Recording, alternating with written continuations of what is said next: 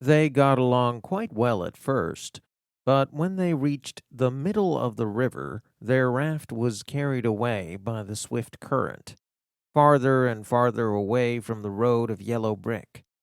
In the middle of the river, the water was so deep that their long poles could not touch the bottom of the river.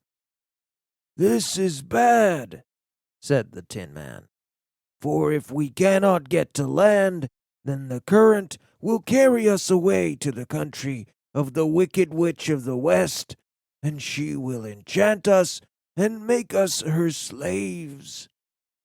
"And then I would get no brains," said the Scarecrow. "And I would get no courage," said the Cowardly Lion. "And I would get no heart," said the Tin Man. "And I would never get back to Kansas," said Dorothy. "We must get to the Emerald City," the Scarecrow continued, and he pushed so hard on his long pole that it stuck fast in the mud at the bottom of the river. Then, before he could pull it out again, or let go, the raft was swept away, and the poor Scarecrow was left clinging to the pole in the middle of the river.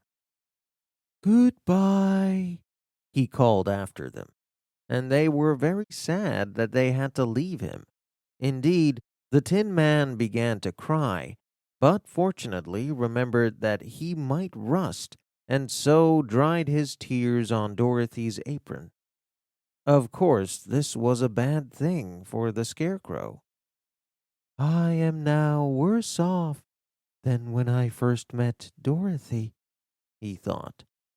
"Then I was stuck on a pole in a cornfield where I could talk to crows at least. But surely there is no use for a scarecrow stuck on a pole in the middle of a river. I am afraid I will never have any brains." Down the stream the raft floated, and the poor Scarecrow was left far behind. Then the Lion said, "Something must be done to save us. I think I can swim to the shore and pull the raft after me, if you will only hold on to the tip of my tail." So he jumped into the water, and the Tin Man held onto his tail. Then the Lion began to swim with all his might toward the shore.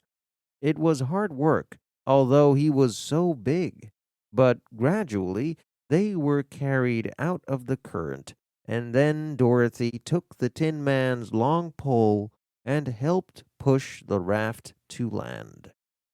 They were all tired out when they reached the shore at last, and stepped onto the pretty green grass.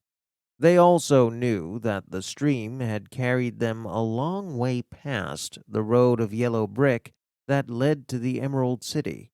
"What shall we do now?" asked the Tin Man as the Lion lay down on the grass to let the sun dry him. "We must get back to the road in some way," said Dorothy.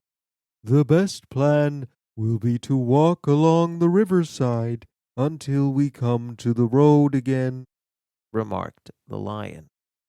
So when they were rested, Dorothy picked up her basket, and they started along the grassy bank to the road from which the river had carried them. It was a lovely country, with plenty of flowers and fruit trees and sunshine to cheer them up, and had they not felt so bad for the poor Scarecrow, they would have been very happy.